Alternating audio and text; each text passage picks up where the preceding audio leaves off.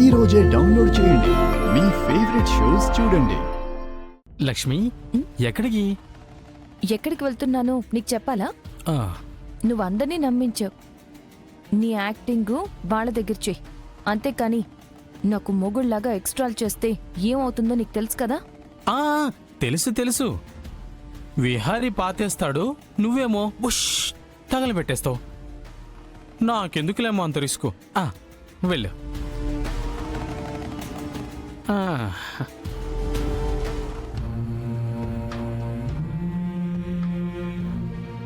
లక్ష్మి దిక్కు ముక్కు లేనిది కాదంటే తను నా మనిషి.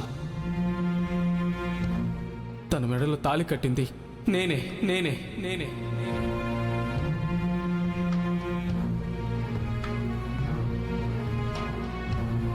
పెళ్ళైన తర్వాత ఎన్ని రోజులకి వాళ్ళిద్దరూ కలిశారు. మనం వాళ్ళిద్దరి మధ్యలో ఎందుకు బావా?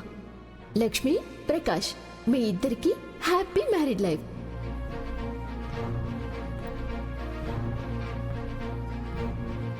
విహారీ గారు, చెప్పు కనుక. సిల్క్ కోఆపరేటివ్ బోర్డ్ ఎలక్షన్స్ వస్తున్నాయి కదా, నామినేషన్ ఫైల్ చేయాలి. అంతా ప్రిపేర్ చేశాను. నామినేషన్ అప్పుడు సైన్ చేసి సబ్మిట్ చేయడమే విహారీ గారు.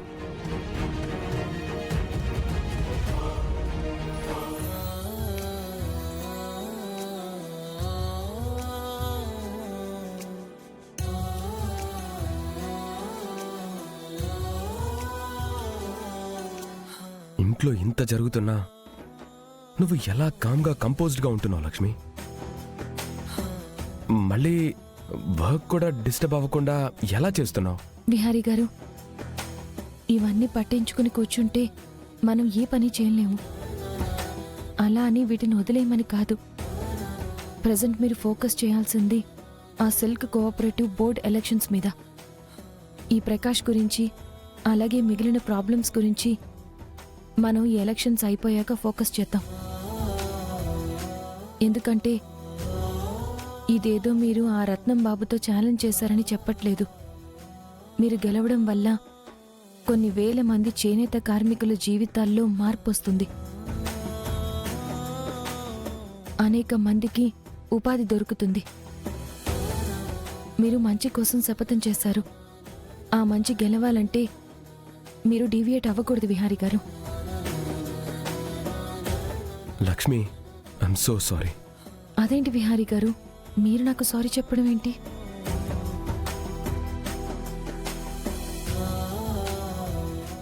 ఇంత జరుగుతున్నా నేనేమీ చేయలేకపోతున్నాను. ఇంత జరుగుతున్నా నేను ఏమీ మాట్లాడలేకపోతున్నాను కదా విహారీ గారు. మన చేతుల్లో ఏమీ లేని దానికి మనం బాధ్యతలు ఎలా అవుతాం?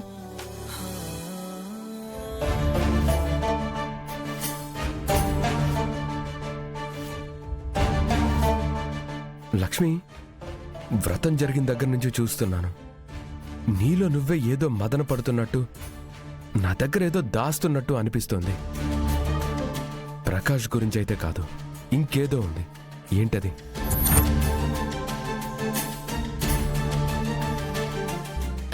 ఏం లేదు విహారీ గారు.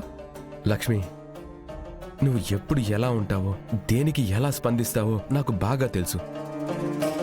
నువ్వు ఏం చెప్పకపోయినా నీ కళ్ళు, నీ మనసులో నువ్వేదో దాస్తున్నావని నాకు అనిపిస్తోంది. అదేంటో చెప్పు.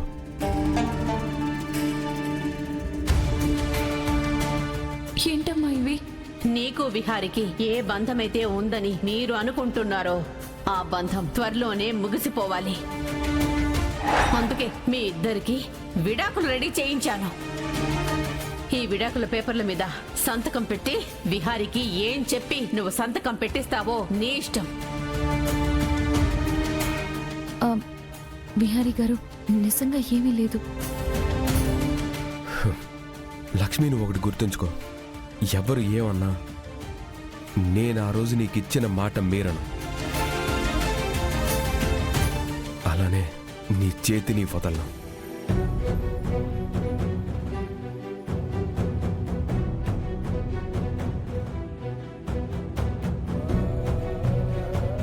విహారీ గారు, మీరివన్నీ వదిలేయండి. ఇవన్నీ కాలం ఎలా రాసి పెట్టుంటే అలా జరుగుతాయి. మీరిప్పుడు ఆలోచించాల్సింది ఆ ఎలక్షన్స్ గురించి. మీరు గెలిస్తే ఎంతో మందికి న్యాయం జరుగుతుంది.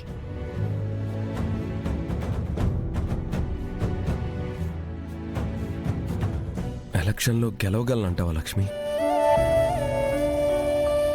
మీ మంచి మనసు, నిస్వార్థమైన మీ సంకల్పం, నలుగురు బాగుపడాలనే మీ లక్ష్యం, ఇన్ని మంచి లక్షణాలున్న మీరు గెలవకపోతే న్యాయం ధర్మం ఓడినట్టే. కలియుగమైన ఆ దేవుడు అప్పుడప్పుడు న్యాయం వైపు నిలబడి ధర్మాన్ని గెలిపిస్తాడు. అలానే మిమ్మల్ని మీ మంచితనంతో ఆ పైవాడే గెలిపిస్తాడు. చూద్దాం. మన వైపు నుంచి ఎలాంటి పొరపాటు లేకుండా ప్రయత్నం చేద్దాం. నేను గెలవటం నాకు లాభం కాదు, కార్మికులకి లాభం అని అర్థమయ్యేలా చెప్తే మనం గెలవచ్చు. అవును విహారీ గారు. సరే, లేట్ అవుతుంది, వెళ్ళి పడుకో. ఆ ప్రకాష్ గారు ఏమైనా పిచ్చి వేషాలు వేస్తే చెప్పు. వాడు నా జోలికి రాడు విహారీ గారు. వస్తే ఏమవుతుందో వాడికి తెలుసు. జాగ్రత్త. అలాగే విహారీ గారు.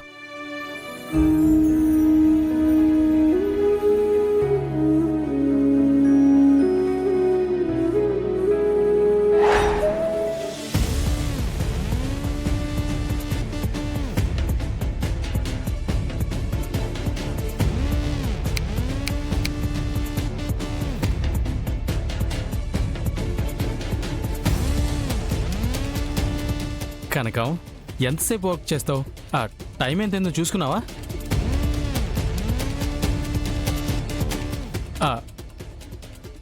ఈ టైం వరకు పని నీ చేత చేయిస్తున్నారా? అంటే ఎంత శాలరీ ఇస్తున్నారు? ఏయ్, నీకు అవసరమా? నాకు అవసరమే కనకం. నీ భర్తని నీ జీతం గురించి తెలుసుకోకపోతే ఎలా? ఎందుకు అంత కోపంగా చూస్తావు? చెప్పడం ఇష్టం లేకపోతే చెప్పొద్దు. మగాడి శాలరీతో పాటు ఈ మధ్య ఆడవాళ్ళ శాలరీ కూడా అడగకూడదనుకుంటా. చూడు, నీ తిక్క తిక్క వేషాలు నా దగ్గర వేస్తే ఇక్కడే నరికి పోగులు పెడతాను. అంటే శాలరీ గురించి అడిగితే చంపేస్తావా? వద్దులే, నాకేం చెప్పొద్దు, నేనేం తెలుసుకోను. లేట్ అవుతుంది, పడుకుందామా?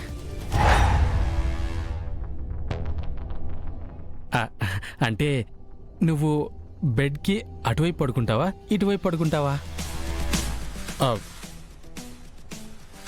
ఎటు పడుకుంటావా అని అడిగాను. అంతే, దానికే అంత కోపంగా చూస్తావా? సరే, నేను ఇటు పడుకుంటాను. నా మీద మూకుమ్మడి దాడి, హత్య ప్రయత్నం లాంటివి చేయకే.